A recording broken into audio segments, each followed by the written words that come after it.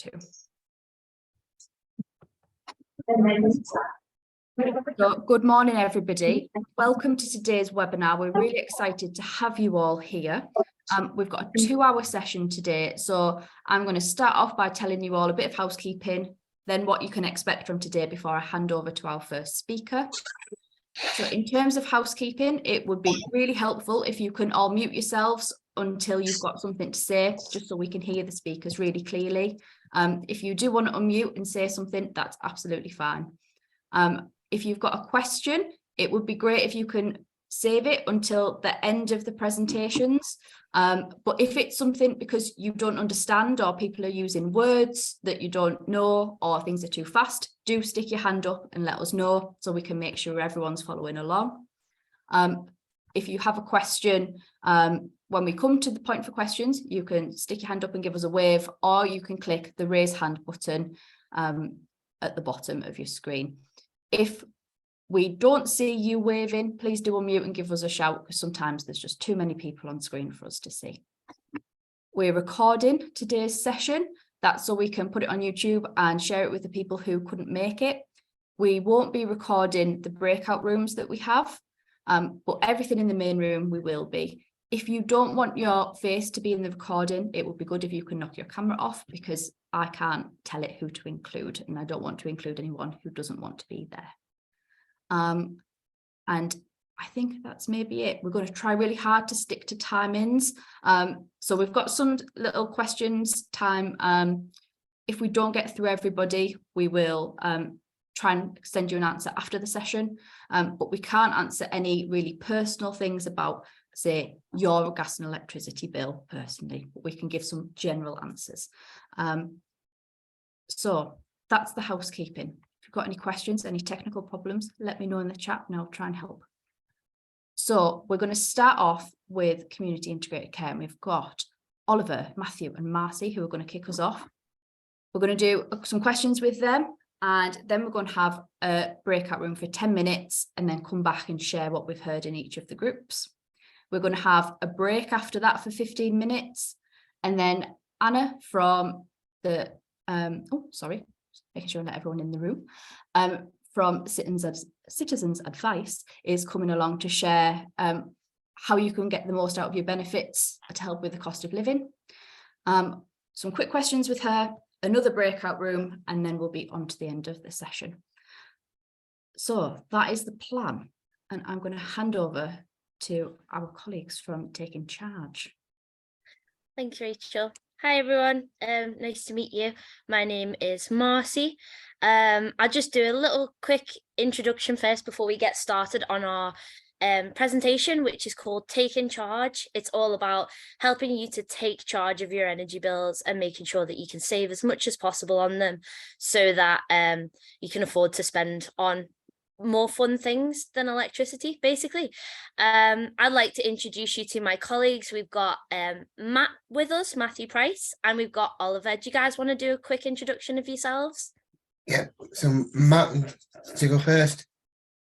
Hi guys, my name is Matt, obviously, and me and Oliver are the Community Integrated Care Sports Inclusion Assistants. So our job is to help people with learning disabilities get into sport and basically meet loads of new people and have loads of great experiences. Hello guys, my name's Oliver. Also we're for Community Integrated Care, and as Matt said, I'm the sponsor assistant, and also to see lots of videos about taking charge. Oh.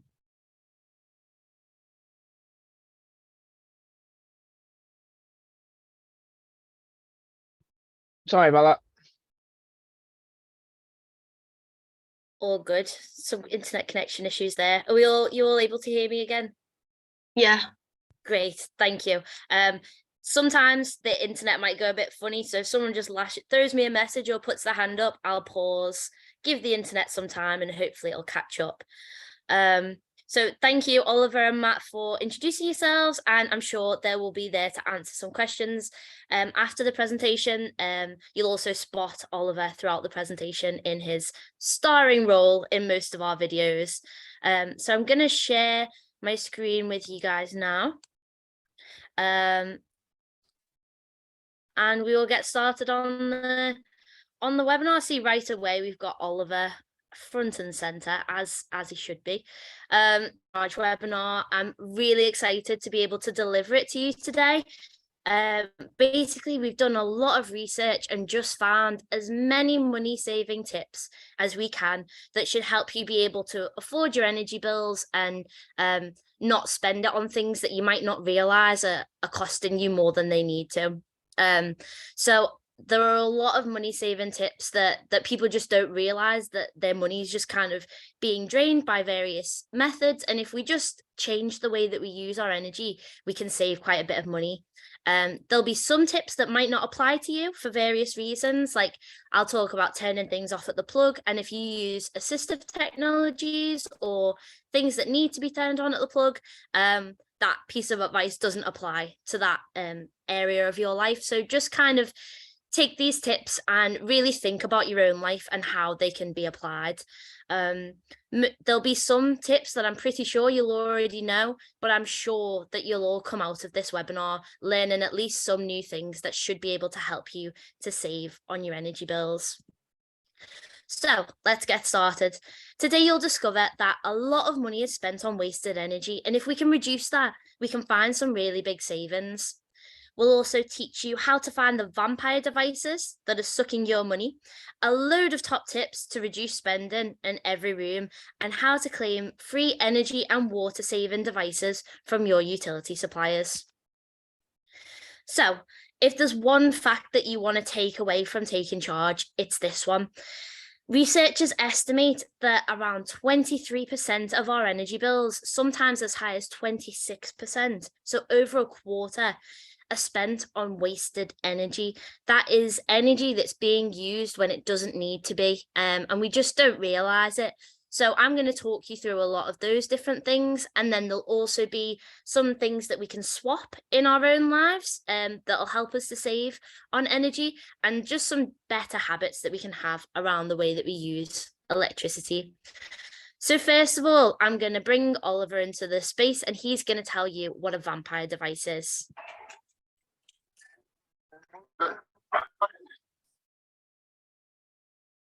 No, I think vampire devices.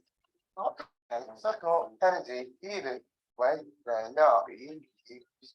Your consoles could be wasting almost £10 a week. So let me get this right. I can save money just by turning stuff off at the plug, even when I'm not using it.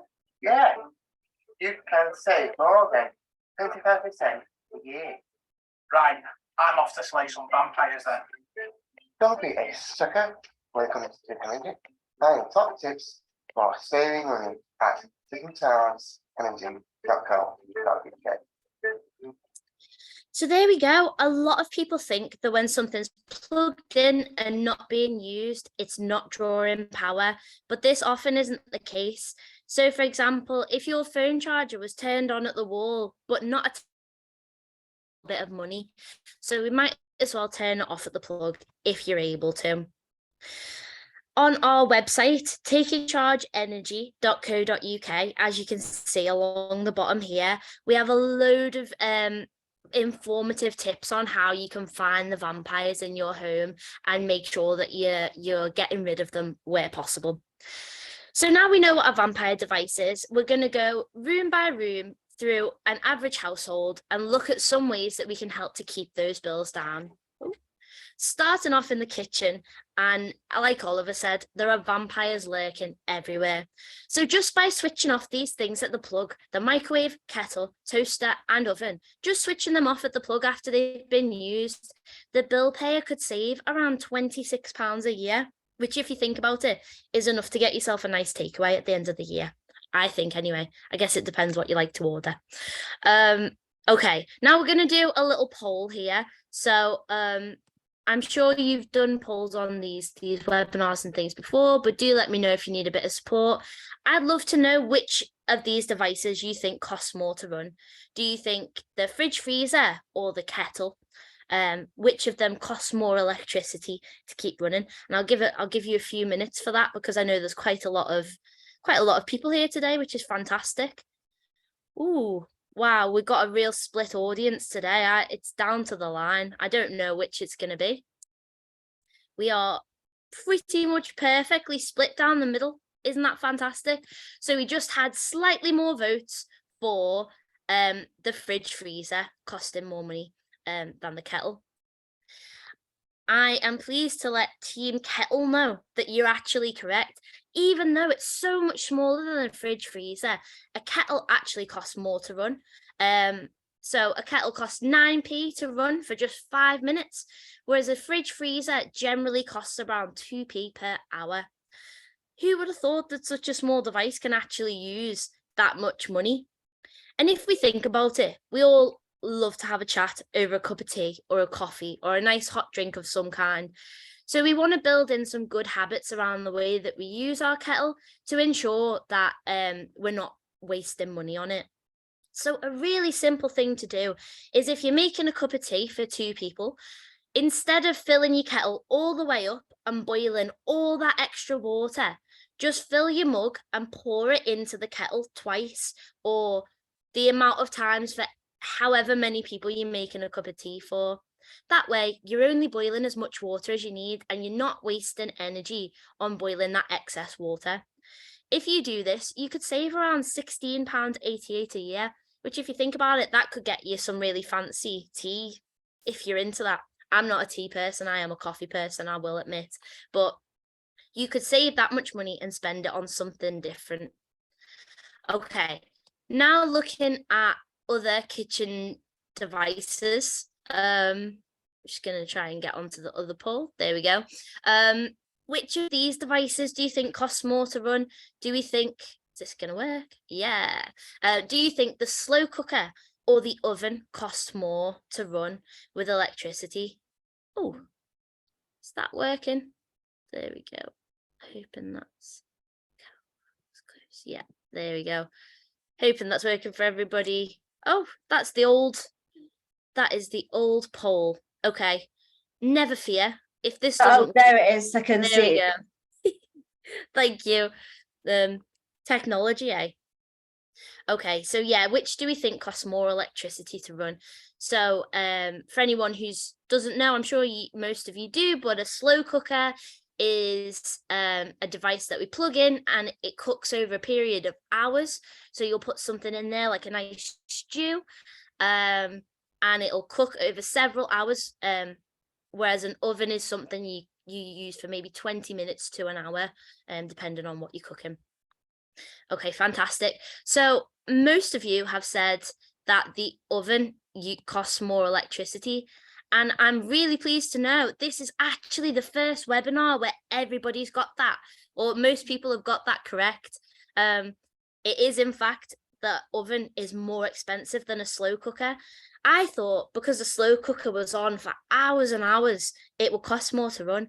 But actually, they only use a very small amount of electricity over all that time. So even though they cost hours to run, they're more energy efficient. These are really great for if you want a nice hearty meal, but you're going out for a long day. You can just flip it on at the switch. It's cooking as you go about your business. Come home and you've got some lovely hot food to come home to. Here are a couple of other great kitchen swaps. I don't know if anybody got onto the air fryer trend this year, but I got one and I absolutely adore it. It makes things really nice and crispy, and it only costs 14p to run, whereas if we look back at the oven, that was 87p. Same for the microwave, so particularly good if, like me, you like your microwave meals. They only cost 8p to cook in a microwave. So these are some really good kitchen swaps that I would definitely recommend using. Okay, now we've just had our meal, and of course we need to wash our dishes. Which do you think is going to be the most cost-effective way of cleaning your dishes? And I'm hoping this will launch. Is that coming up for you guys? Let's see. I might just exit it and try again. So what we're wondering is, which do you think is the cheapest way to clean your dishes? Do you think using a dishwasher or washing by hand? But I'm not too sure if, there we go. Stop sharing that one. Share this one. There we go. So yeah, do you think hand washing your dishes or putting them in the dishwasher is going to be cheaper to do? I'll give everyone a couple of minutes for that. I love watching the notes. What do you reckon? Fascinating. Feel like I'm on my very own game show, all about energy and electricity. Okay. It looks like most people have voted then. I'll give you 3, 2, 1. Okay, fantastic. So the majority of people have said that hand washing dishes is going to be the cheaper option, with a few people saying dishwasher. This one really surprised me. The dishwasher is actually much cheaper to use than hand washing your dishes. Now, when I used to have a dishwasher in my old flat, I used to use it to keep my plates in because I thought I couldn't afford the energy bills that it would take to run it. But actually, the Energy Saving Trust says that hand washing dishes makes up 4% of the average household's water use. But your dishwasher only uses 1% of your water bills, because your dishwasher uses that water a lot more efficiently. So if you can save up your dirty dishes and stack them in the dishwasher really well, you'll actually be saving on your water bill. Then what's more than that, around 90% of the energy that a dishwasher uses goes to heating the water. So all you need to do is, instead of putting it on a normal wash, press the eco button and you can save over £109 a year. An eco wash is more environmentally friendly, costs less to run, and it cleans your dishes just as well. So it's a no-brainer for me. That is a fantastic option. If you have a dishwasher, I would thoroughly recommend using it. Don't be like me and store your plates in there. So those are some clean savings, which brings me on to the next big white goods item that you can find in a kitchen. It's your washing machine. Now, a lot of people worry that cold washers don't actually clean their clothes, but the science behind modern soaps today is incredible. They've been built to remove dirt and stains with a cold wash. And a cold wash means that your clothes actually stay nicer for longer, because sometimes in a hot wash, your clothes can shrink or lose colour. In a cold wash, they're a lot more protected. So using a 30-degree cycle when you wash your clothes instead of a 60-degree cycle can save you over £30 a year. That's enough to cover sticking the heating on when you get a bit chilly. Another really great thing to know is that some energy providers have peak times. So peak times are when you're washing or when any of your electricity use is more expensive. So if you just do your washing up outside of these peak times, you'll actually save a lot of money with no extra effort whatsoever. So peak times vary depending on your energy provider, so do look into it. But generally, peak times are 7 a.m. till 9 a.m. and 4 p.m. until 8 p.m. So if you just do your washing either after 9 a.m. or before 4 p.m. or after 8 p.m., you're going to save yourself a lot of money on doing your washing. Now, once our clothes are washed, of course, we want to dry them. But there's not always the good weather to hang them out and air dry them, like if I put my clothes outside now. So, if you're going to be using your tumble dryer, we have some simple tips that will help you to save money with that. My all-time favourite energy saving tip is to put a dry towel in with your tumble drying, and that towel will actually absorb some of the water. So your clothes will dry more quickly and you don't need to have your dryer on for as long. That's my favourite tip of all time. My mum does it all the time now.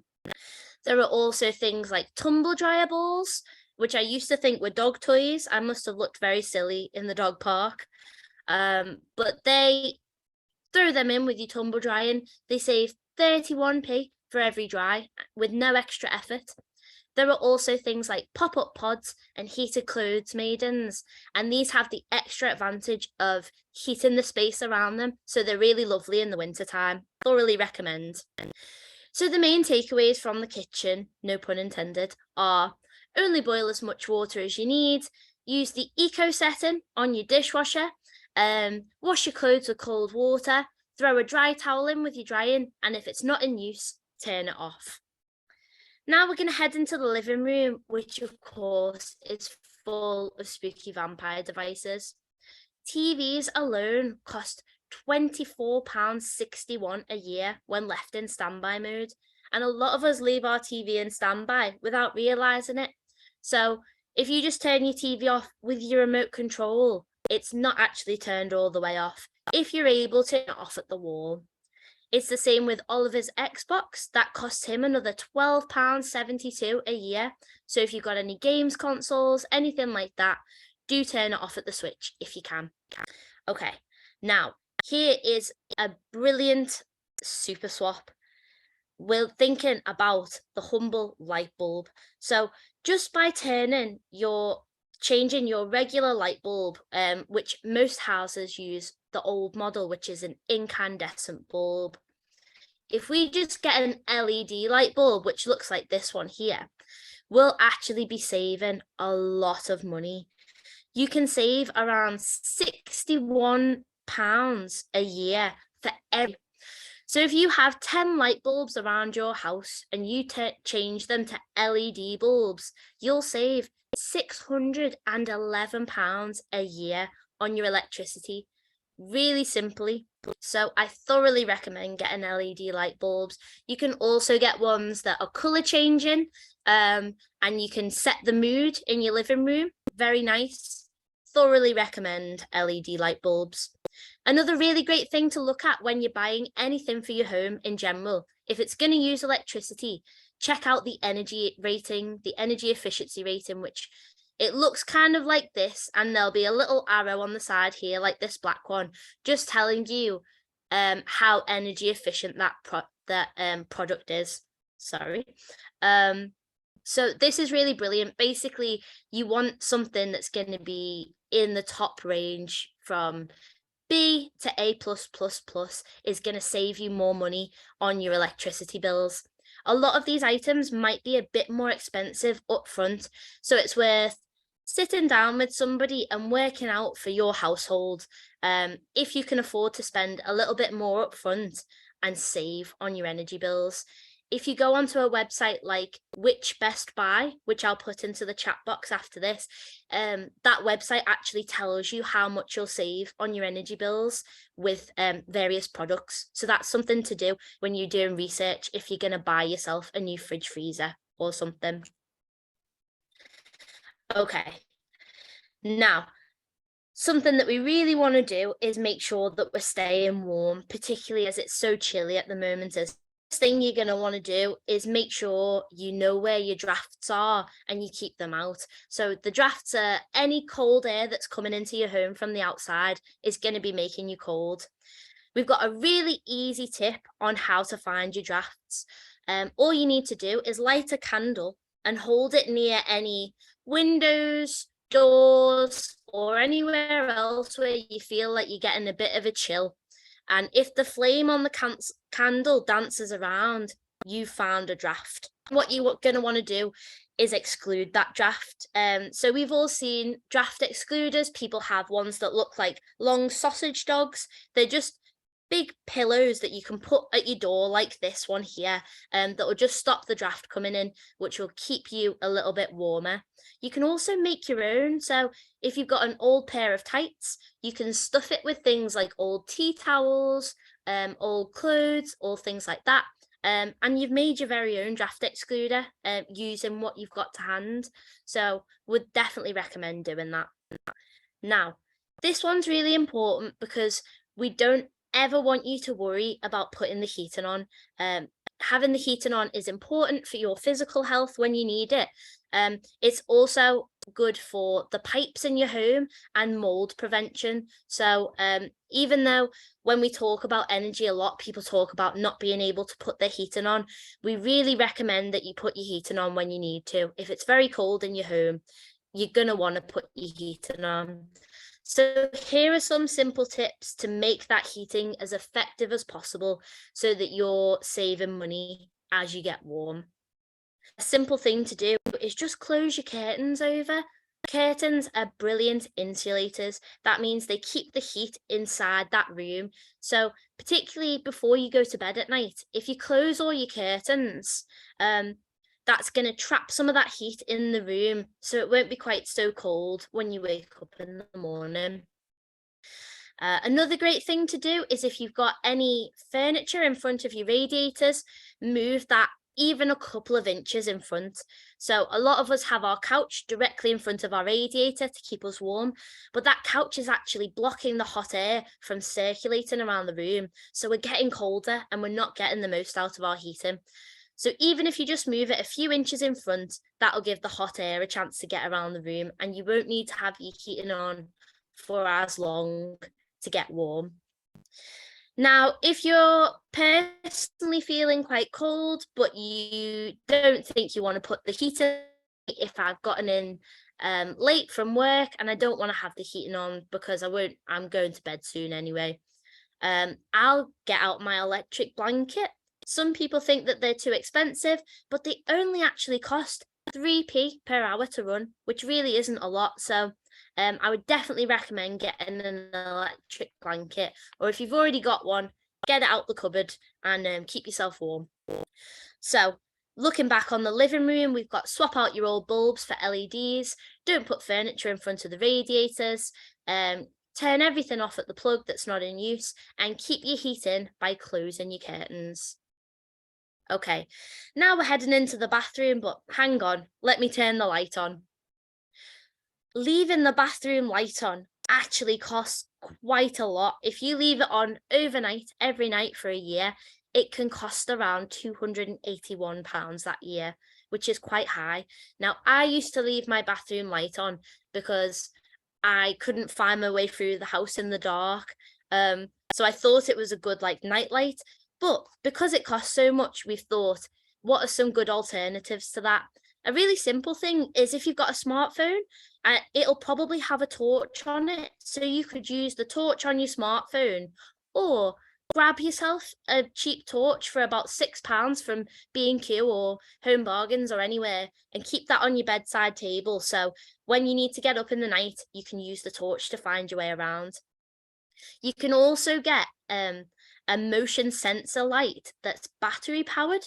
I've got one. It goes inside my toilet lid. So when I walk into my bathroom, it lights up and it's like a little disco in there. So I definitely recommend that. They are £8 on Amazon and they're very fun. I always get compliments about it when people visit. So yeah, just in general, even outside of the bathroom, try and turn lights off in the rooms where they're not being used, because you could actually save yourself a lot of money over the year. So now whenever you're leaving a room, just think, do I need to leave the light on? And if you don't, flip it off and you can turn it back on when you come back. Okay, now Oliver is back with the top saver for the shower.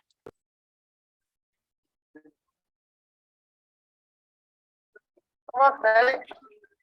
What are you doing in there? What are we doing wrong this time? We're having a sing-song in the shower. Not making a song and dance at 4 minutes, so it could save £70 in energy and water bills. So if you're singing in the shower, make sure it's one pop song, not the full album. Find out how to clean up your energy bill at takingchargeenergy.co.uk. So there we have it. That video, I don't know if you can tell by the lovely sun coming in through that window, but that video was made in the summer before energy prices went up again. So now a 4-minute shower could save the average bill payer around £110 per person per year in energy and water bills. So it's definitely worth finding a 4-minute long shower song. Our team came up with some suggestions. They're all water-based suggestions for the shower. So we've got Crimea River, Waterfall, and Spraysy, for which I'm very sorry. That's a cheesy joke, but it's in there. I do like to note at this point, a 4-minute long shower isn't always possible, whether that's because we have access issues or because we just want a longer shower. Long showers are lovely, so never force yourself or anybody else out of the shower after 4 minutes. It's more just being aware of how much it costs and trying to shorten your showers when possible. Okay, now here's another money saving tip that isn't strictly electricity related, but don't worry, we don't charge extra. This one could essentially give you a free month worth of water use. So if you're brushing your teeth and you leave the tap on while you're brushing, that means that around 12 litres of water goes down the drain. So if there are 4 people in your home and they each turn off the tap every time they brush, they'll save that household 35,000 litres of water a year. That will cost around £108. So you could save around £108 and also be more environmentally friendly by just turning the tap off when you brush your teeth. It's the same for when we're doing things like shaving. So it's just something we can remember when we're doing anything in the bathroom. Try not to leave the water running. Another really good thing to look into is that a lot of local councils, water providers and energy providers currently have free water saving packs. So after this webinar, if everyone can just Google, and I'll put this in the chat for you later, free water saving pack, you'll find the option that works best for you. All you need to do is apply for one. It's completely free. You just send them your address and they will send you a pack that has a shower head for your shower, which means it doesn't use more water than it needs, and a device that will go into your toilet, the flushing device, and it'll save you around 2 litres of water every time you flush. So those are some really big savings. Okay, now we're going to head into the bedroom, and again, it's full of spooky vampire devices. One of the worst vampires in this room is the phone charger. How many people here charge their phone overnight? And I'm saying that knowing that I was guilty of it for years, and we all do it from time to time. But actually, that is wasting quite a lot of money. It's estimated that a 5-watt charger, which is what my iPhone charger is, if you run that every night for 8 hours a night while you're asleep, it'll cost around £372, which is a big waste of money that we can easily avoid. So now I know if I'm going to go to bed at 10 o'clock, I'll charge my phone at 8 o'clock, and if I need to top it up in the morning, I can do, but I'm not wasting all those hours of electricity. So try to remember that when you need to charge your phone. You can also get things like portable chargers. You charge those up, carry it around with you, and you can charge your phone as and when you need to. Of course, don't forget the spooky vampire devices. Turn off your hairdryer at the plug, your speakers, anything that you can really, and you'll just save a little bit more money in the bedroom. Okay, now this is our last visit from Oliver in video form. He's going to tell us a little bit about boilers. Okay, energy bills are going up. It's time to put on a jacket. No problem, mate. Not on you, on our boiler. Boiler jackets cost £35, but can save more than £150 a year. Don't get heated over energy bills. Find top tips at taking-charge-energy.co.uk. So there we go. Our boiler is what keeps our water hot, but they can cost quite a bit of money if we don't know how to look after them. Like Oliver says, get your boiler a jacket so you don't need to wear 2. Another really simple thing that we can do is turn our boiler down by just 1 degree. So I don't know if many of you have seen the money saving expert. He's called Martin Lewis, but he said that most households have their boiler around 5 degrees hotter than they ever need it to be. So that's a heat that you would never use for your shower because it's just too hot. So turning it down by just 1 degree saves over £60, and most of us could probably save it, turn it down by quite a few degrees. This is something that you can look into and ask for help with. I asked my dad if he could look at my boiler for me, and now my bills are quite a lot lower. If you're looking to learn a bit more about boilers, I really recommend this website here. It's called nesta.org.uk. That's www.nesta.org.uk. They have a load of top tips on how to get the most out of your boiler. Now, here's a tip. Sort your bleeding radiators. What I mean by that is radiators quite regularly need a process called bleeding, which is where we just let out a bit of water so that they can work more efficiently. If you don't know whether your radiator needs to be bled or not, simply turn it on and run your hand over it lightly. Don't burn yourself or anything, but just gently touch it. And if you can feel that some parts are hot and then there are some parts that are cold, that means that it needs to be bled. It means that there's some water blocking that hot air from properly working. All you need to do to bleed your radiator is a small bowl, some old towels to soak up water, and a radiator valve key, which costs about £1. I can also send video instructions on how to bleed a radiator to anybody who would like to see. It takes about 2 minutes, so please let me know if you would like to see that video and I can send it your way. It's a really simple task and it makes me feel really cool and like I'm good at DIY when I do it.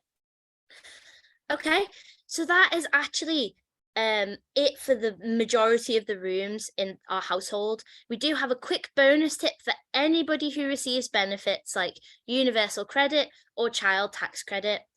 You can ask your energy supplier if they offer free loft insulation under the energy company obligation. So that is if you get energy from E.ON, for example, you would go to E.ON and you would ask if they provide loft insulation under the energy company obligation. This is completely free and will just mean that your home is a bit warmer with no extra effort to yourself. So I would definitely recommend doing that if you can. So hopefully we can save on our energy bills. Lots of simple ways and ways that we can build into our daily lives, and also even just things as simple as buying things that use energy more efficiently, like LED bulbs and things. That is the end of the webinar now. Totally up for questions, and I think Oliver and Matt have prepared some things to tell you all about as well. I'll just read the chat as well. I didn't have a lot of a chance there to read the chat. I think we've got about 5 minutes for questions, everybody. So if you've got one and you would like to raise your hand and give us a wave, you would be very welcome to do that. There was a question from Rio earlier. He asked, does it still cost more while boiling hot water on the cooker rather than in the kettle? So this is a really good question. Basically, it actually depends on the type of cooker you've got.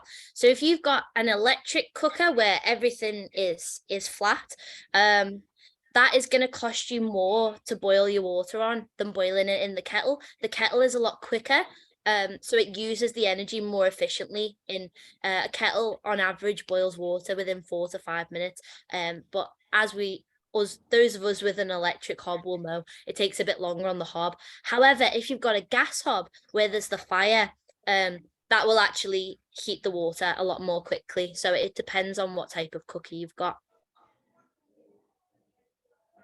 Oh, thank you. You're very welcome. I think Dominic's got his hand up. Yeah. Yeah, go on, Dominic. I would like to know how much does a bath cost? Because I've only got a bath in my house. I have got a shower, but it's not a very good one. Oh, I see. Yeah. fair enough. Baths do cost a bit more because they use more water to fill them up essentially. We don't know precise cost, but what I would say is a top tip is just to simply not fill your bath to the utmost degree. If you feel comfortable bathing in a bit shallower water, you're going to save a fair bit on your water bill. In terms of heating it up, it's still better to come from the hot tap in your bathroom. My grandma used to boil the kettle and pour it and be back and forth, but that actually costs a bit more money to boil it in the kettle than to just use the hot tap. So of course, if your bath is your only option, that's absolutely fine. I think it's just being aware of how much water you do use. Okay, Thank thanks. you. And I can see, Michelle, you've got your hand up. Might take you as our last question. Thank you. My question is, I've also got a shower,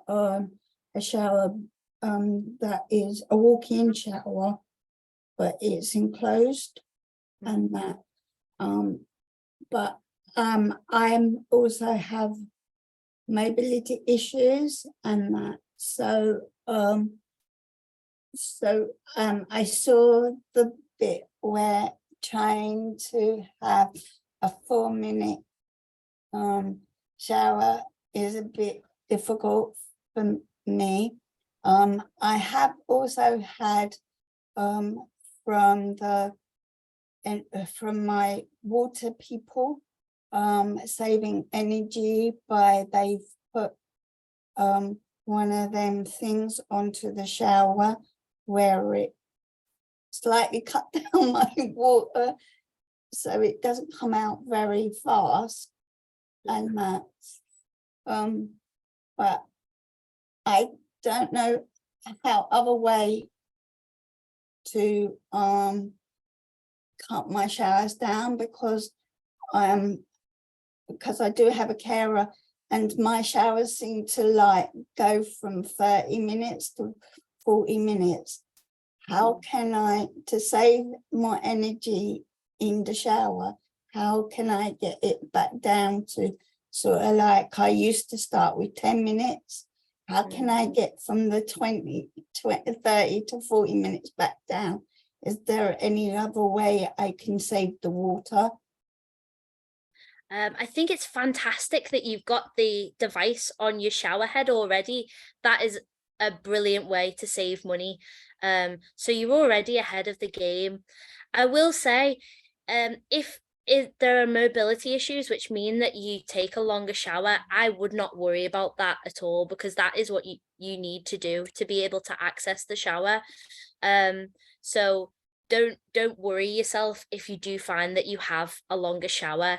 If you find that you're in there for quite a while and it's because you don't want to get out because it's too cold out there, there are ways that you can manage that. For example, having your heating on, so when you come out the shower it's not quite so cold. But if it's simply a matter of mobility issues, you've already done the best thing that you can do, which is to reduce the amount of water that comes through your shower head. So I would just say enjoy your showers, Yeah. and don't worry too much. But my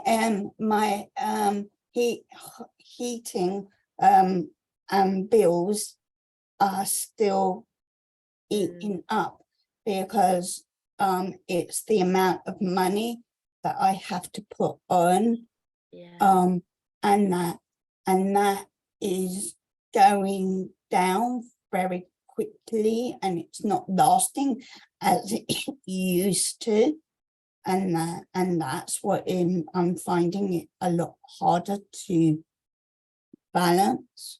Whereas with the electric you would get a voucher, but with the heating you don't get that voucher, and I'm struggling. I see. I'm really sorry to hear that. That is difficult.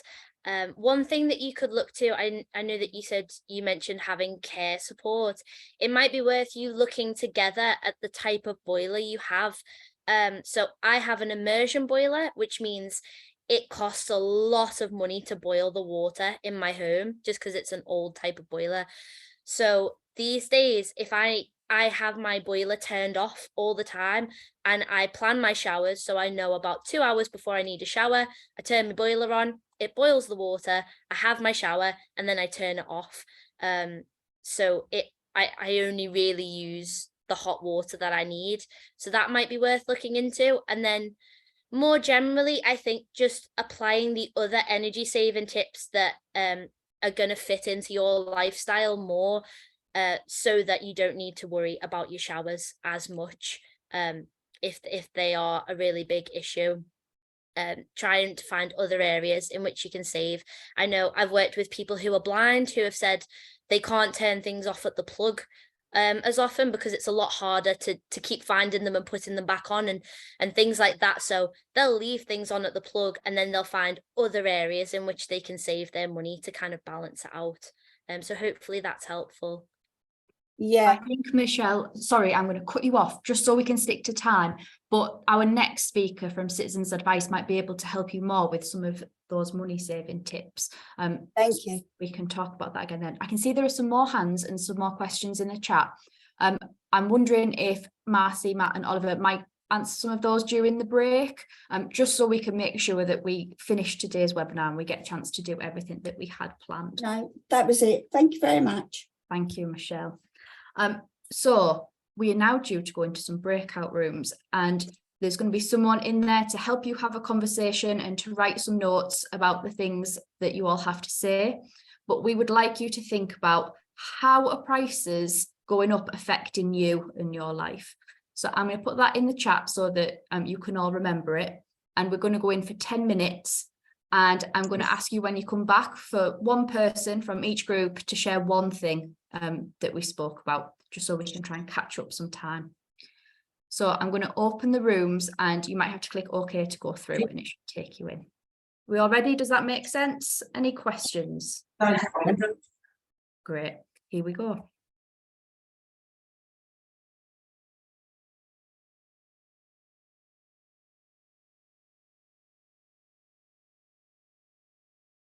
Oh, I think you're all maybe not assigned to one. Let me see if I can move you all to a room.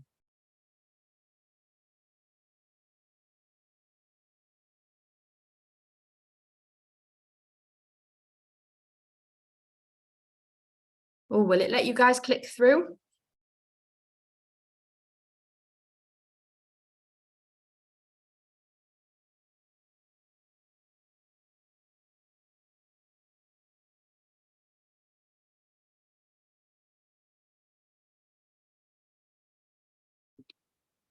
Oh, Dominic, is there a button you can click on your screen to help you move into the room, or can I try and move you again?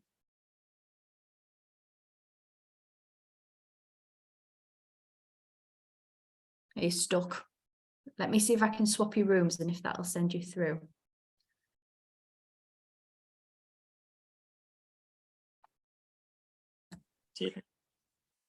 Hi, everybody. Just wait for everyone to join us again.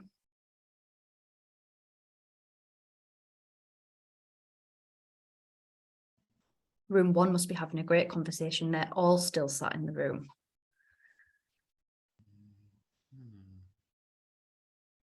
Oh, and room 6. Can I ask you a question?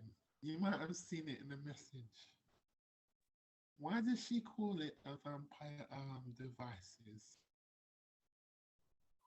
Oh, I can only partially hear somebody. I couldn't hear your question. Did someone say something? I think it was Jodian. Oh, Jodian, hello. You were very quiet on my end.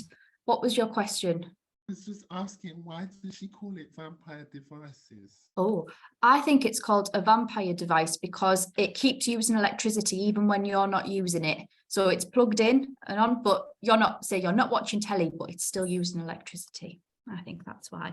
And do we have everybody back? Put garlic everywhere. I think this is all of us back. Or red onions. Mhm. Right. I think I'm going to ask every group to give one quick thing that they talked about, because we're running a little bit behind time and I want to make sure you all get a chance for a break. Would anybody like to tell us one thing that their group was talking about? I'm happy to volunteer our group. We were talking about groceries going up and having to, yeah, sort of just weekly and really having to think carefully about where we shop for food and changing where we shop for food. That's great. Thank you, Anna. Alice, I think I spotted your hand up. Talking about how worried they are with the heating going up and how it's going to affect them with buying things and in general, in everything in general. And can I add? I'll just add quickly to that. I thought what was really upsetting was hearing that people are finding it hard to plan for the future because everything is just so unpredictable. Yeah, great. Yeah, I 1000% agree. Thanks, Rio. Georgie.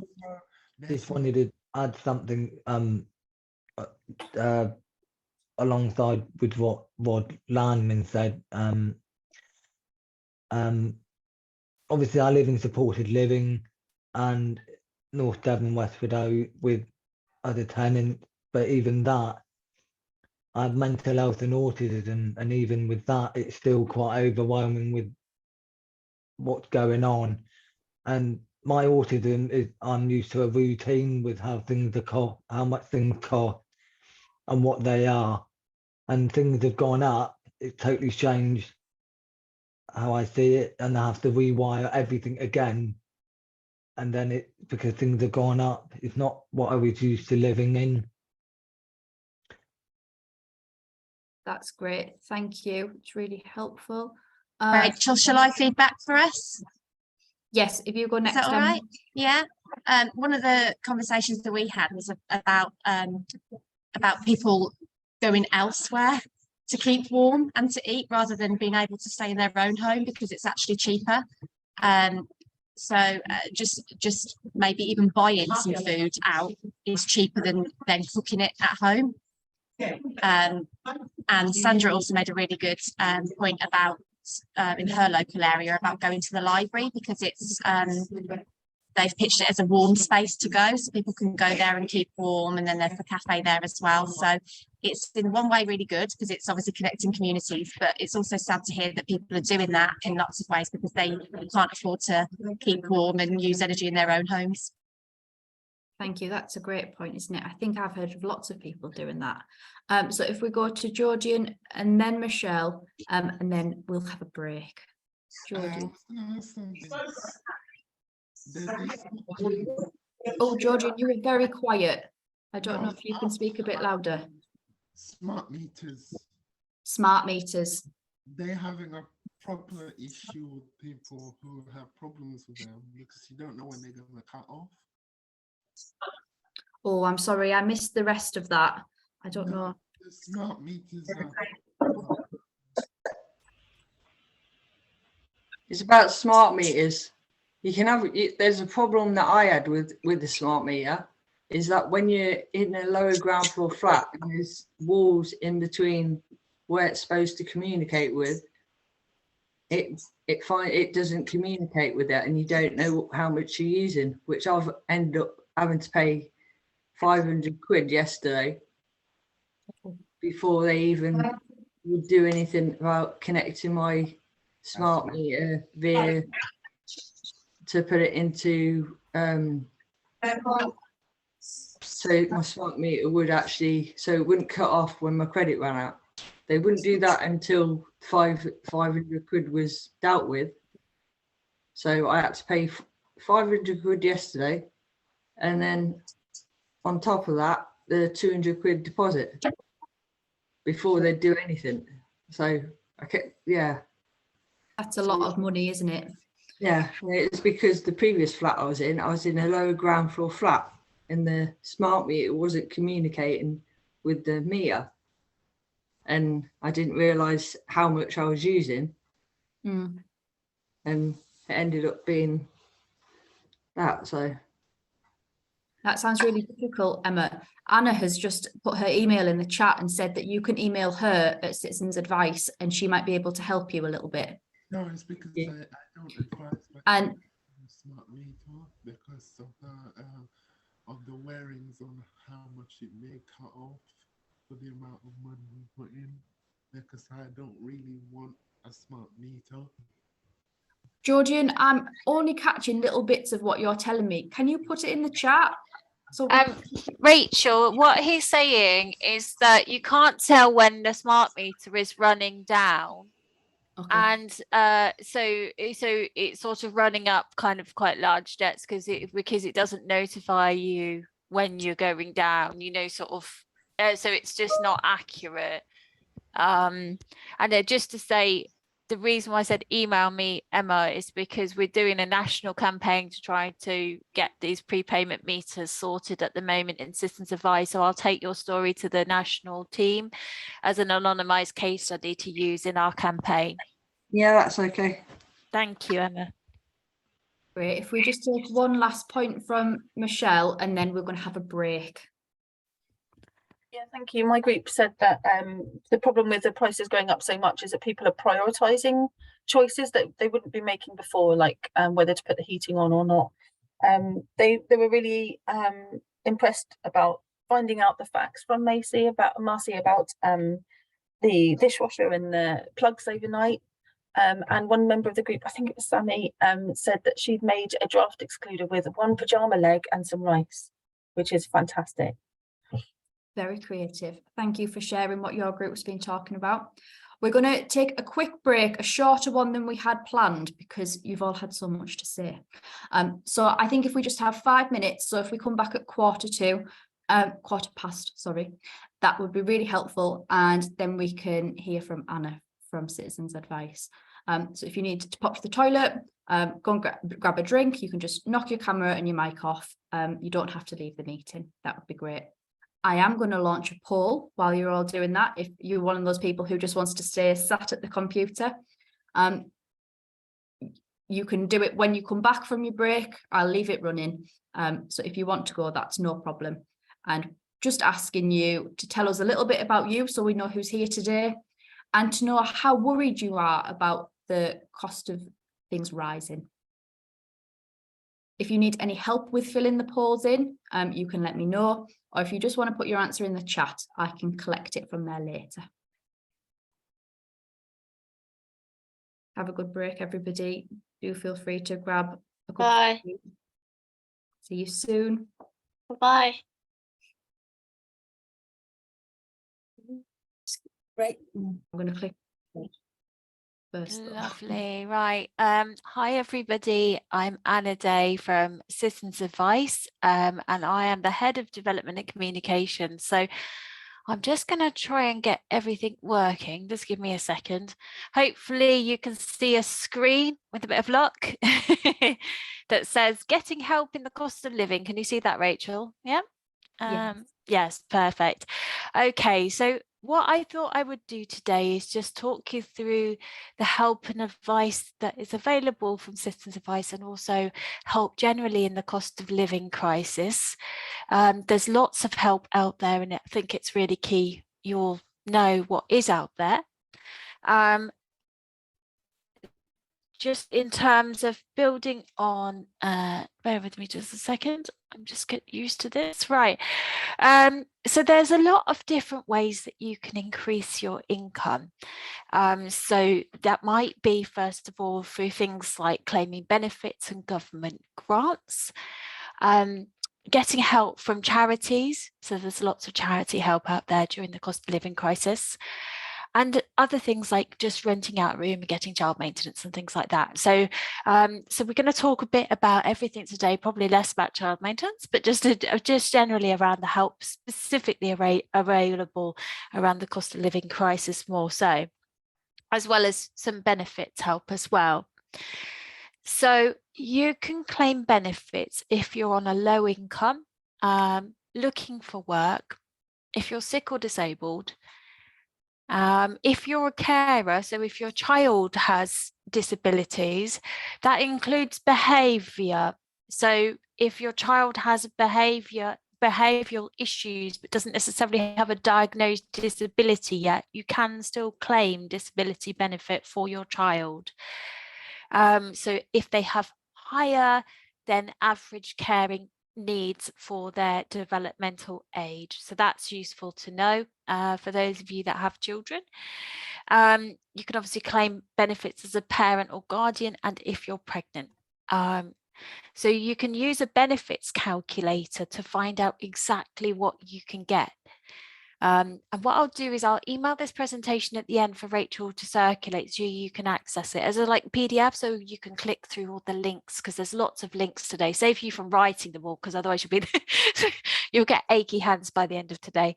So the turn to us benefits calculator, you can put in your individual situation and look at what benefits you are entitled to, and it's really worth doing, because although I imagine many of you claim disability benefits, there is quite a lot of other things out there that you might not be aware of, and also things that people caring for you can claim as well, which can help to maximise your income.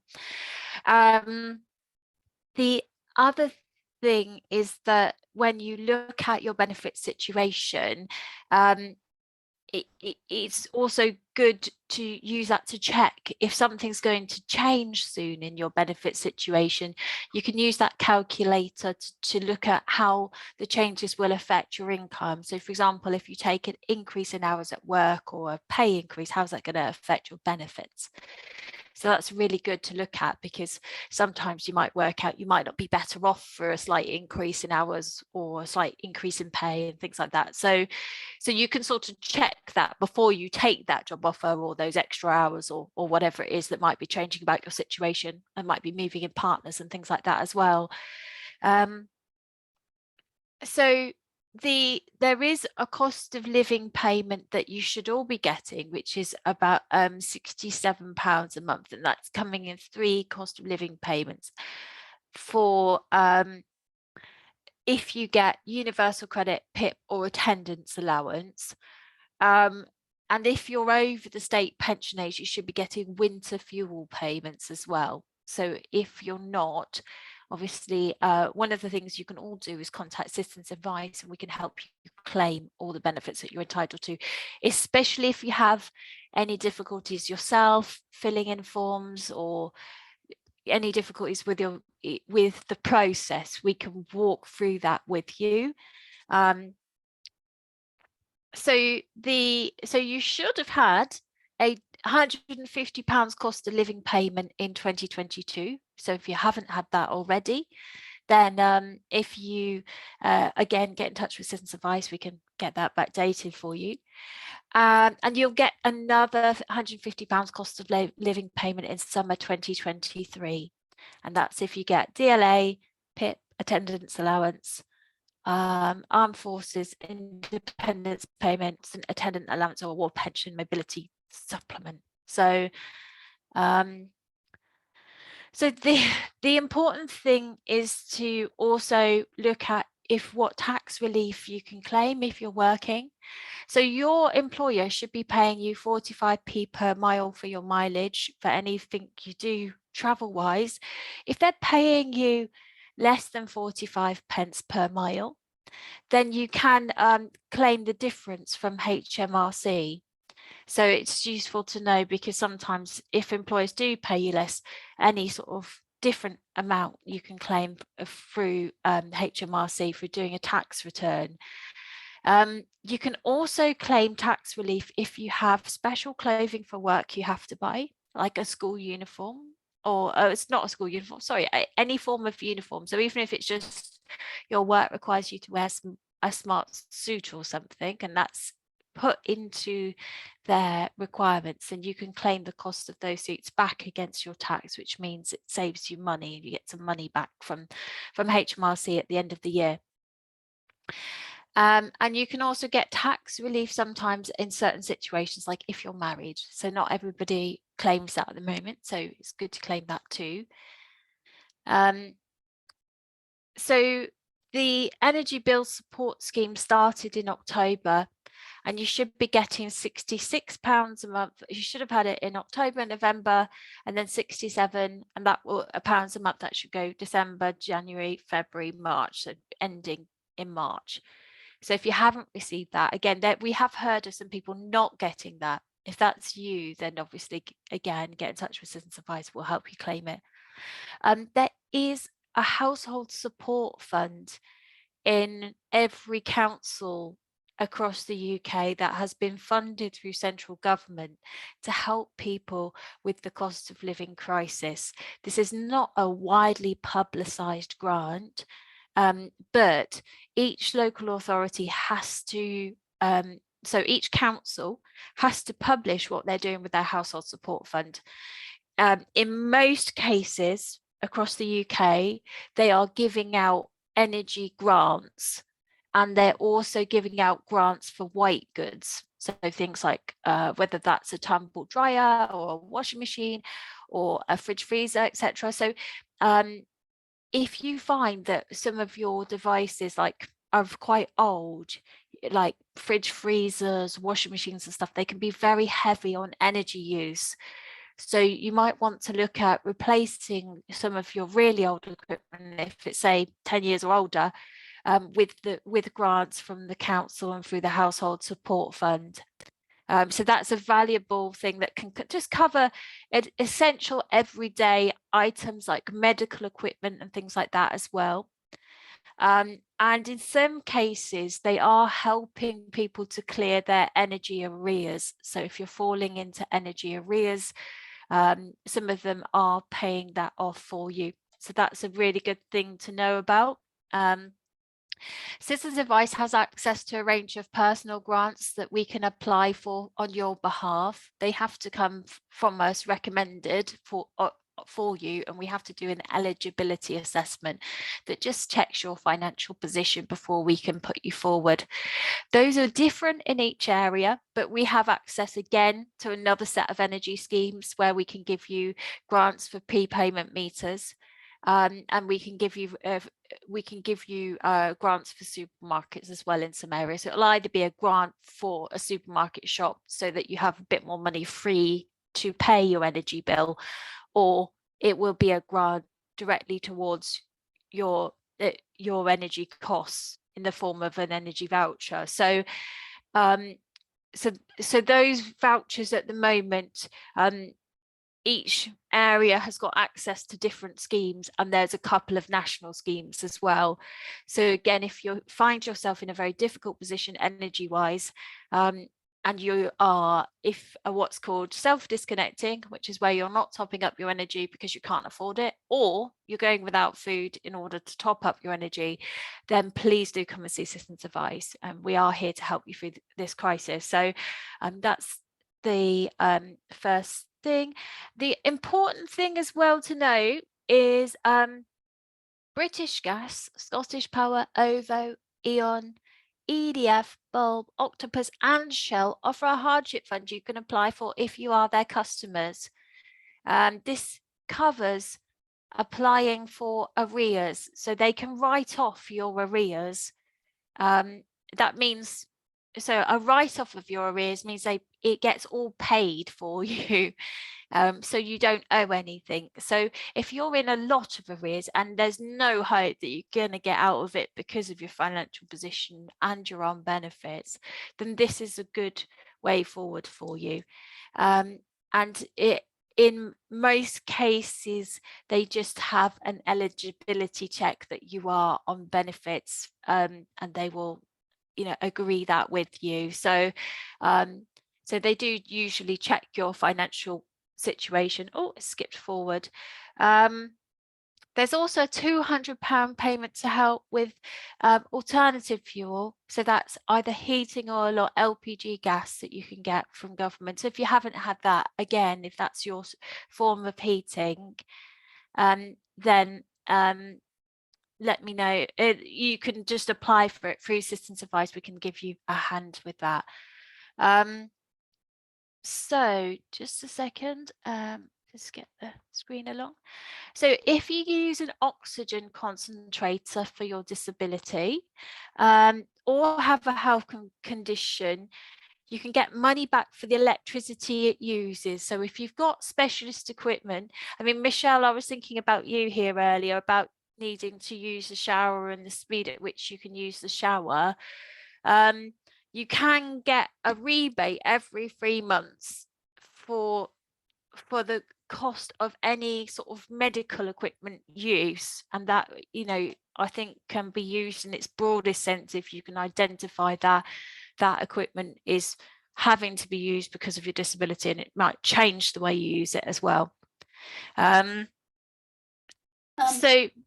Sorry. Also, on that note, what you just said, would that also apply to, because you was just talking about oxygen equipment and things. Yeah. Would that also apply to a sleep app machine? Yeah. Yes. Yeah, for sure. So any medical equipment. So just in terms of, I mean, this link will explain to you how to do it. So when we email it over, you'll be able to click through. But again, just, you know, sort of try not to struggle too much with this stuff yourself. It is quite complicated. If you're struggling with the cost of energy and it is affecting how you're living, you know, at a substantive level, get in touch with Citizens Advice and we'll sort of walk you through it. So in terms of getting help with paying rent, so I think most of you will know about housing benefits already because it's quite a common benefit, but one of the things that may not have been offered to you is something called a discretionary housing payment. So a discretionary housing payment basically tops up the difference between the cost of your housing benefit and the cost of your rent. So if you have, if your housing benefit claim is not covering the entire cost of your rent, then you can apply for the discretionary housing payment, which is the difference. It's the extra top up so that your whole rent is paid. Again, Citizens Advice can help you to claim that, but you can contact the council directly and say, you know, I want to claim discretionary housing benefit, and they need to provide you a good reason as to why not. Even then you can appeal that reason through Citizens Advice and we can probably get it for you anyway. They don't necessarily like to give this benefit away, but it is there to help you, you know, so it, and to cover those situations where the rent and the housing allowance are different. So it's important to check whether you get whether you should get extra help or not, even if you're working, because if your wages are below a certain level and you've got dependents like children, you could still be eligible for housing benefits. So again, I think at the moment, for example, in our county, 45% of people who are eligible for benefits don't claim them. So there's lots of people out there who are not claiming what they're entitled to. So that's a very good first port of call to look at your situation. So getting help with debts. I wanted to touch briefly on this, but we do have, you know, a whole advice area around this. If you are in debt, and the debt repayments are costing you so much that you are struggling to afford your basics like your heat, light, food, rent, etc., that we can provide you with debt advice, and that will help you to look at your financial situation and look at if there are any solutions. So the types of things that Citizens Advice can do for you is things like put your debts into an affordable repayment, get your interest stopped. We can look at even writing off the debt completely so you no longer have to pay it off. You know, there's a range of different options open and available to you if debt is an issue for you. And so it's important to look at that if you are struggling with the cost of living crisis, that there is help through us, and we have a specialist debt team who can give you expert advice, and that's all completely free.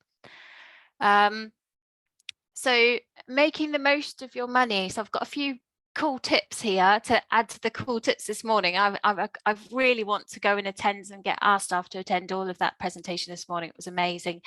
But first of all, so food recycling programs. So local food banks offer food recycling programs, so you don't have to be in financial hardship to use them. So there is food recycling, and then there is food banks. Food banks are there for if you have no food, and you can get vouchers from either Citizens Advice or your social worker or care or any sort of professional. If your child's at school, perhaps the school can write out a food bank voucher for you, etc. So that will allow you some emergency food if you're desperate.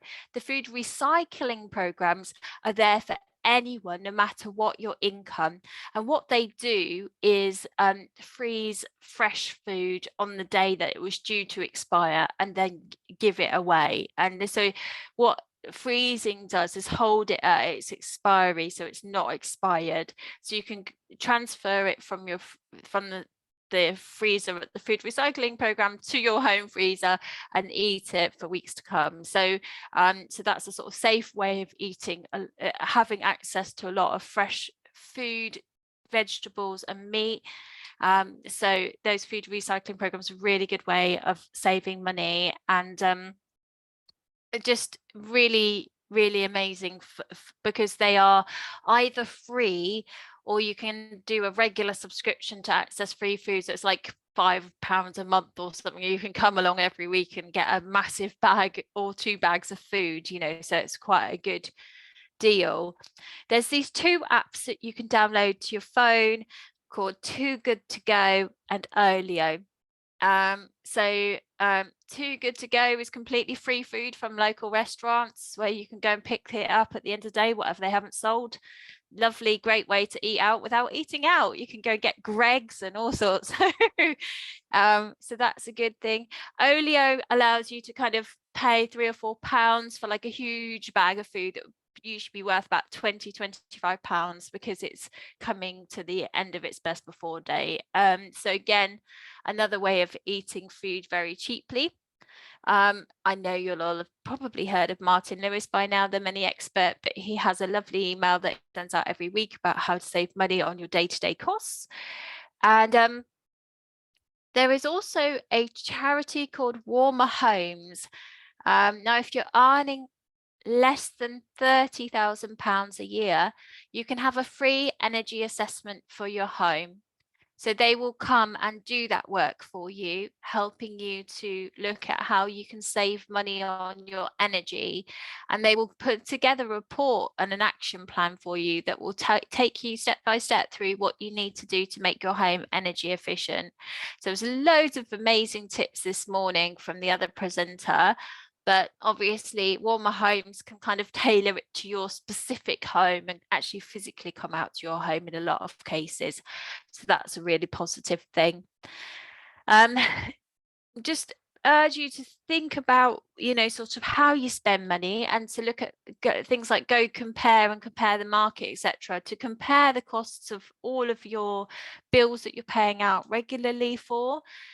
So you know, that's a good way of saving money. You can save hundreds of pounds a year just by checking the costs of every time your car insurance renews or your house insurance, contents insurance, etc.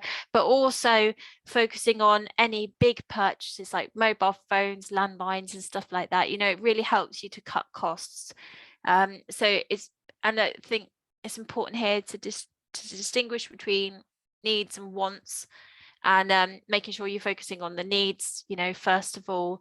And then my personal favorite is freezing my credit cards so that I have one extra step to do before I go and spend on it, so it makes me think before I spend on it. So I'm just thinking in terms of, so a couple of, I'm not going to be able to go through it all today just because of time, but a couple of really good money saving techniques is there is a social tariff for water. So if you're not already on a social tariff, you won't be automatically put on it, by the way. You need to tell your water provider that you would like to be put onto the social tariff because you're on benefits, and they can offer you a cheaper tariff for your water. So that's one thing that's really, really handy to know. NHS prescriptions, if you're using regular prescriptions, you can save money by buying a prepayment certificate. So these are either £108.10 for a year, and then you get unlimited prescriptions, or you can pay a monthly direct debit or quarterly indeed as well. But I think the key thing is, if you are using a lot of prescriptions, that's a great way of saving money on your prescriptions. And then travel costs. So there's a few sort of cheats in terms of travel costs. I mean, the first thing is I've talked about shopping around already, but buying season tickets is a very good way of saving money on long-term travel costs to work and things like that. But equally, if you are going on a train somewhere, you can apply for a rail card. Anyone can have a rail card. That will give you about 25% off. So if you are traveling to go and see family and things like that regularly, that can save an awful lot of money. And you might also be able to get a bus pass for free travel, depending on your age and where you live as well. So that will also be something you can access. I just have a look here and see. So yeah, so with your council tax, you can also apply for a council tax reduction based on your low incomes as well. So that's another option that you have available to you. So I'm just going to finish off by saying that Assistance Advice offers a free course in money management, which is very similar to what we've done today, but in over a longer period and much more thorough, which is all about how you can manage your money to make the most of it.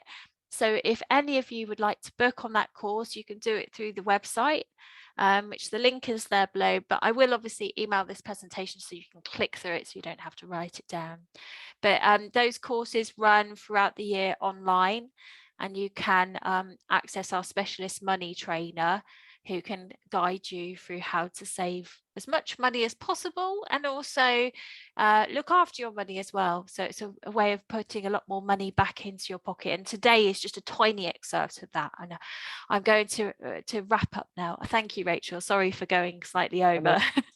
No worries at all. Thank you so much. I think there was a huge amount of information in there, and I hope that's been useful for people. And obviously some of it you need to know in some more detail, so we can share the slides and we can share the links, so you can get in touch with your local Citizens Advice if you want to do any of the things that Anne has talked about today. We are running quite behind on time, and I'm really keen for us to go into another breakout room. So I wonder if anyone's got any questions, you could maybe put them in the chat, and Anna might be able to pick them up in there. I think there's so much in there. It's probably needed more time to talk about it all. So if you do want to put a question in the chat for Anna, that would be great. But otherwise, I put a question in which I hope Anna will be able to answer, about my local CAB and whether the thing that she was talking about that Bucks are doing, whether this is across the country, that all the CABs know about this. But I put a question in for. I saw, yeah. So let me just have a look. My CABs in Addleston are all CABs. So every CAB is slightly different because they're independent charities, but we're all part of a national network.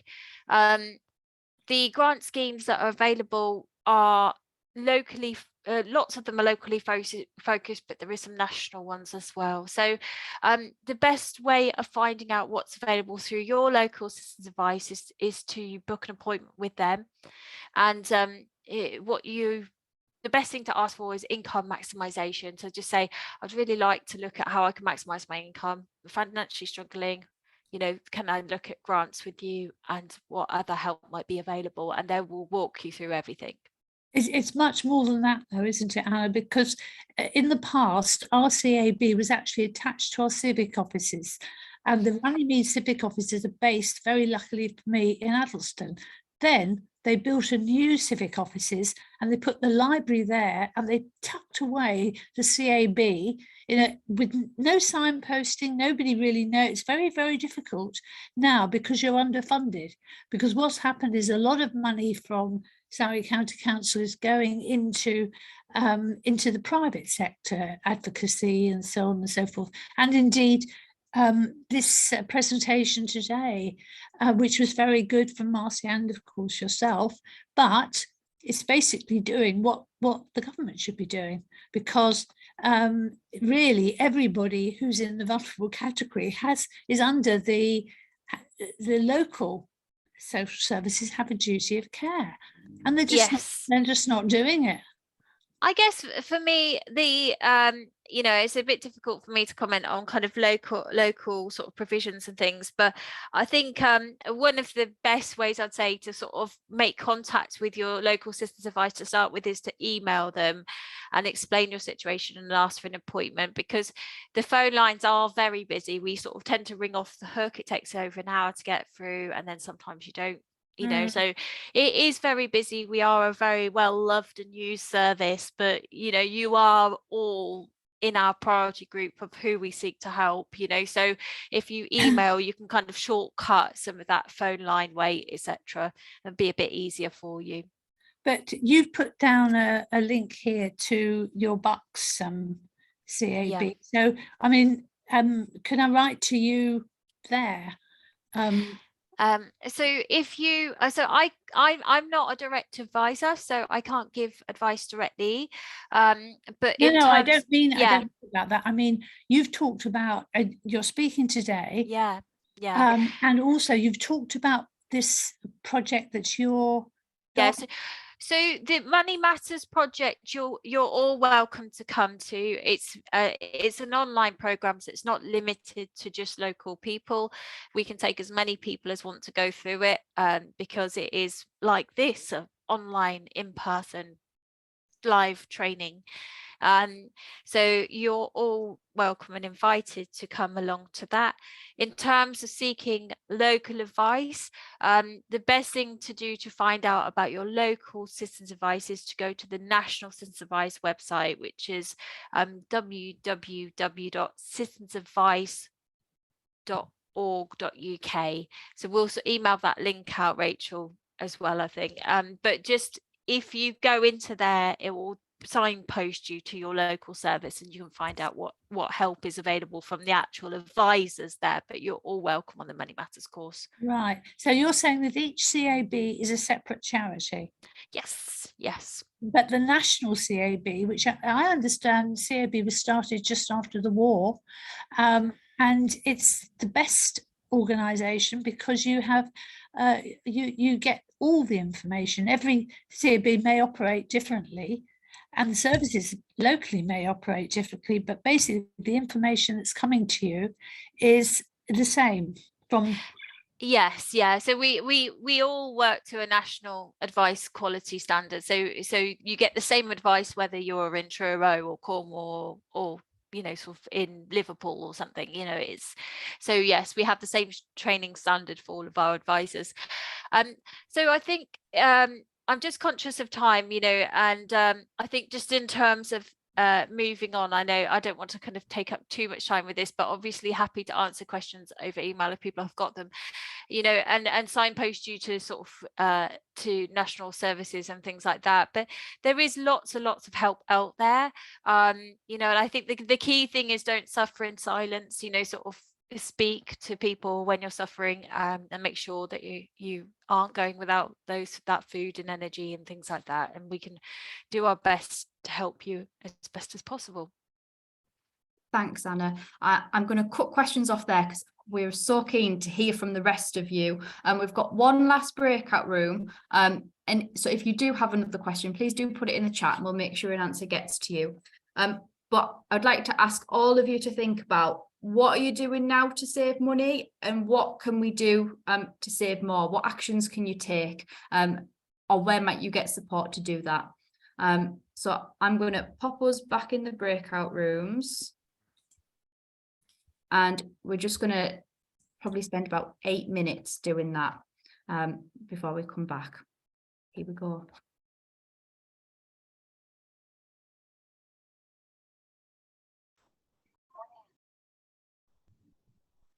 Welcome back. Oh, you guys are early. Oh, you're just very on time, maybe. This is quite an interesting topic, though. Still. Oh, good. I'm glad that it's been interesting. Yeah, it's just with me. It's just they send you bills to see if you want a meter, and sometimes they send you applications on meters, and I don't really want to get one because I'm not sure how well I can cope with it. Yeah. I advise myself not to get one. There's lots to think about, isn't there? And I think that must be all of us back. I'm back in the room. Aye. Great. Thank Sorry you. about that. Sorry if I've cut anyone off mid-sentence. I know that often happens in breakout rooms and you've probably yeah, got it loads to does. say about this. Yeah. We've only got a couple of minutes left. In fact, it's 12 o'clock, Oh. but I would love to hear like one final point from each group before we finish up, if that would be okay. If you do need to drop off because you've got another meeting, do feel free. We won't be offended. But then Alice, I can see your hand. Really good. I've enjoyed all of it. There's a lot of information that is going to take a while to get me to process it, and I'll try to remember all of it, but I can't promise you on that because there was a lot to process. Yeah, don't worry. I'm going to send a recording out for him today. I'm going to send all the slides out. So if you need to have another look, that's no problem. There's been loads. Okay, that's good. Great. Rod, should we come to you and then Michelle? I was just going to put in a plea very quickly. So anyone who supported the breakout room, can you possibly write up the notes that you made in those breakout rooms and send them all to Rachel? Is that all right, Rachel? Fantastic. Yes, thank you. And I'll pull it all together and I'll send it all out to you so you can all hear what was said, because I know we don't have a lot of time to do that now. Michelle, if we come to you. Hello, we were talking about heat the person, not the home. So we were sharing ideas that we use about heating ourselves, for example, having a heated fleece on you if you're just sitting down watching a movie rather than putting the whole heating on. To be honest with you, there's one of these hubs that you can get, but it's a gas one, but you can turn it on. I'm not sure what they're called. There's lots of clever smart devices and things now, isn't there, that you can use. Does anybody else's group have one thing they would like to feed back? Or are we ready to finish? Oliver. Yeah. So in my group, we've been talking about things like with the taking charge, as we just spoke about it, about things that are charged with our phones, and I think we had one from my group, Michelle, said about that you can't put a charger into her sofa, so she can get help. And we've been trying to get people to be supported by taking charge. It could be lots of different ways to find getting charged, or with the top tips what I got on my paper saying about the phone, how does it charge. It's just about trying to give people their thoughts and why is it important to them. Great, thank you, Oliver. And I know that on the Taking Charge website, there is loads more videos that Oliver's done that he hasn't showed today. So there's loads of things to look at, and I'd encourage you all to do that. Alice, I think, I'm sorry, the sun is Is really it- in my eyes. is it- It's hard to see you all. Is it all right if I go, or should I stay? You need to, that's no problem, Alice. Okay, so I really enjoyed seeing you all. So I'll hopefully see you another time. Okay, bye. Is your name Bye. Helen? So I think we'll round it up there. I will share slides, links and a recording, as well as all the information that we've gathered from today. We have a webinar coming up about disability related expenses, which is something we haven't spoke about today. And that might be another way for people to save some money. And that's particularly about the things that you need that are extra because you have a disability. So if you need, to spend longer in the shower, you might need to get some money back on your water. If you have to wash your clothes more regularly, things like that. So that session will talk about what kind of money you get and how you go about getting it. So that is another chance to come and hear about something like this. I'm going to launch this last poll of the day. It would be great to know, have you got enough support to deal with prices rising? And how have you found today's session? If you've got feedback that you'd like to give us more than the poll, you're very welcome to drop me an email. I'll stick it in the chat now. And it's been fantastic to have you all here and have you share so much. I'm going to give a big thank you to Matt, Oliver and Marcy, as well as Anna, for coming and presenting today. It's been really helpful. And I think we all probably need to sit with some of that information for a little while to see how we can use it best. So thank you so much. And we'll hopefully see you all at another session soon. See you all later. Thank you. Thank you. Bye.